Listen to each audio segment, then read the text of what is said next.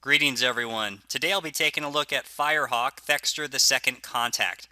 This is a sequel to the original Thexder, which was released in 1985 by Game Arts and then later published by Sierra, who ported the game to just about every computer platform available at the time. This is the Apple IIgs version you're currently seeing. It's a surprisingly lesser known game these days, with those who do remember it relegating it to that 80s robot game featuring Moonlight Sonata. But the game was actually pretty far ahead of its time. It was set in a futuristic alien world with you as the only hope to combat the evil creatures and disable the central computer system located somewhere deep inside the bowels of the alien planet. You played as Thexder and could transform from robot mode into a fighter jet, and if that wasn't cool enough, you could also fire lasers from your head. Side-scrolling action games weren't exactly common in 1985, but what really made Thexder special was that exploration was just as important as blasting away your enemies. Throughout each of the 16 levels, you'd find all kinds of hidden items behind breakable walls and floors, sometimes revealing whole new sections to explore. Gathering extra health was critical to getting to the later stages, and also for increasing your maximum energy capacity well beyond the default limit. Although primitive by today's standards, it paved the way for future games like Metroid and Turrican with its maze-like setting and focus on exploration. Then, in 1989, a sequel was produced called Firehawk Thexder the Second Contact. I had never heard of this game as a kid, but I recently decided to check it out, and I'm glad that I did. Once again, we have the Moonlight Sonata to help set the mood right. Who would have thought Beethoven and robots would blend so well together? Unlike the original, there is actually a backstory, and we have a comic book included in the packaging to help convey the story. Basically, there is an alien race called the Nedium that reside on an asteroid-like spacecraft heading toward Earth and destroying just about everything in its path due to its strong magnetic powers or something. You play as a pilot to the last Thexder, called Firehawk. It's up to you to take out the power source of the Nedium spacecraft. Just like in Metroid, the protagonist is a female, the alluring Lieutenant Joanna Johnston. Samus has some competition, although you never see her in the actual game unless you're playing the original Japanese version. Maybe they thought the blue hair wouldn't appeal to Western audiences. Who knows? In any event, let's move on to the game. There are 9 missions in total, and the controls basically work just like the original. You can use a keyboard or a joystick, although I definitely recommend the joystick for better control. When you fire your laser, it auto-aims to all the on-screen targets. Depending on the weapon, it can prioritize the shots to the closest enemies. That way you're not shooting enemies that don't pose an immediate threat. More on that later. In jet mode, it fires in a straight beam. Also, moving and shooting the laser both drain your energy, so you'll want to be careful not to waste too many shots. Certain enemies and objects increase your energy, so it's going to be vital that you look out for these items. Sometimes it might be wise to avoid these if you already have maximum health. That way you can backtrack later and get them when you actually need them. Just like in the original, you have an option to use a shield, and once again it's going to cost you 10 points of energy every time you do that.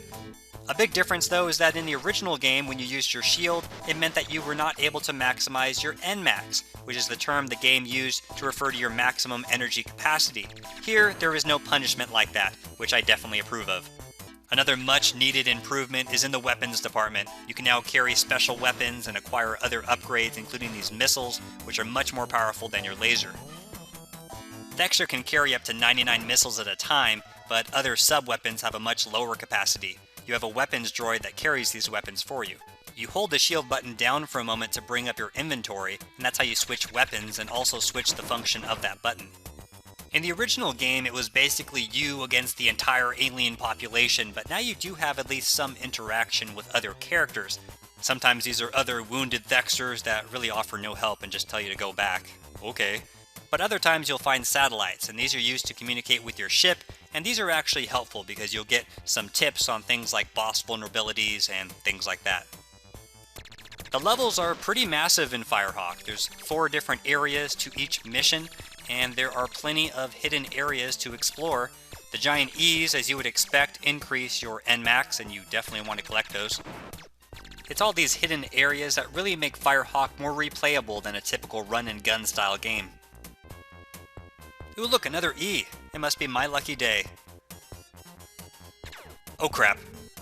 Okay, run, run! Yeah, I have to say I wasn't expecting that. Evil health icons. Nice one, programmers. Yeah, I probably should bring this up now. before you go and try this game. It's kind of difficult. But then again, if you've played the original Thexder, you shouldn't be surprised by that. These are not easy games. And because there are so many dead ends and death traps, you definitely want to carry some extra special weapons in your arsenal just to get you out of tight jams, such as this. Yep, time for the flasher. Yeah, the flasher is pretty awesome and effective. The only thing is you only can have 8 at a time, so use sparingly. Another worthy item is the stopper. Yeah, I'll admit not the most creative name, but it is effective, and it does stop things. At least momentarily. Just make sure you stop things at the right place, otherwise you'll be kind of stuck and screwed. And also be quick, and don't screw up. Yeah, I give the best advice, don't I? I should probably also mention that this game is not without its quirks. One of them is the fact that objects basically don't move unless you're sharing the screen with them. This can be a good thing, but mostly a bad thing. For example, here I'm shooting some homing missiles and they're hitting the target as expected. But here I'm shooting some missiles and nothing is happening.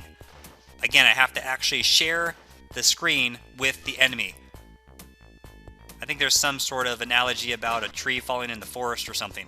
You get the picture. It sucks. But on the flip side, it also means that you can predict with pretty good accuracy the placement of enemies on the screen if you've been to that screen before.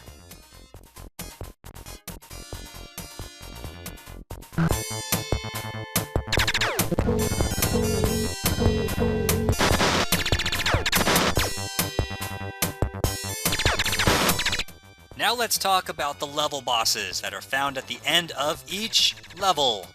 How do I best describe them? They have a lot more personality than the original Thexder. Okay, they're just really, really difficult. I mean, you're gonna die a lot on some of these. And the thing of it is, you really only get 2 chances at a boss. And then that's it. You gotta go back to the beginning of the mission and go through all 4 areas once again. The key to beating them is knowing which weapons to use against them, and of course also identifying their pattern.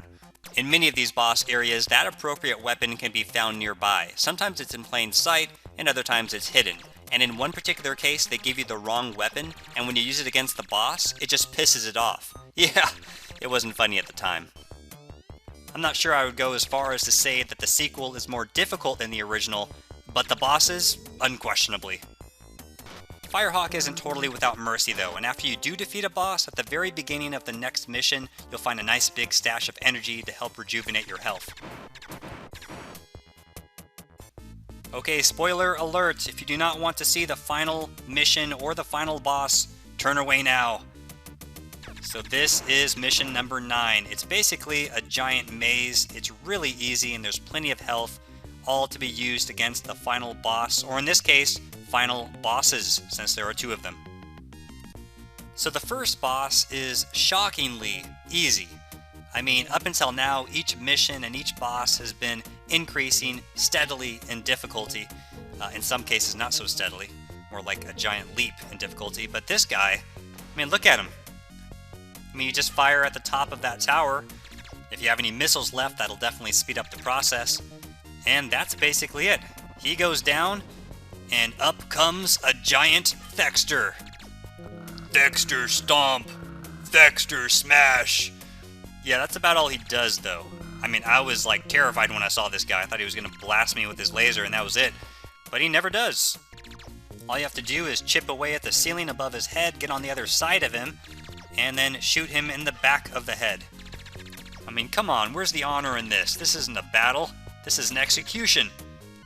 And that's about it. You shoot him enough times, he'll crumble to the ground, and thus endeth Firehawk. So what are my final thoughts on this game? Well, I really enjoyed it. I thought it was very well designed. The final mission could have been more difficult, but you know, a lot of games do that. Super Metroid, Ghosts and Goblins, the original Thexder, they all sort of lowered the difficulty at the end there. I guess they figured the player's been through enough. Overall, I thought this was a worthy sequel to the original almighty Thexder, and also the soundtrack was quite nice. To get the best sound experience, you'll want to play it on your Roland MT32. Oh, you don't own one? Well, neither do I, so sucks to be us. But if you're looking for a not so polished Metroid style game but with a hotter main character and much more of a challenge, then this might be for you. Thanks for watching.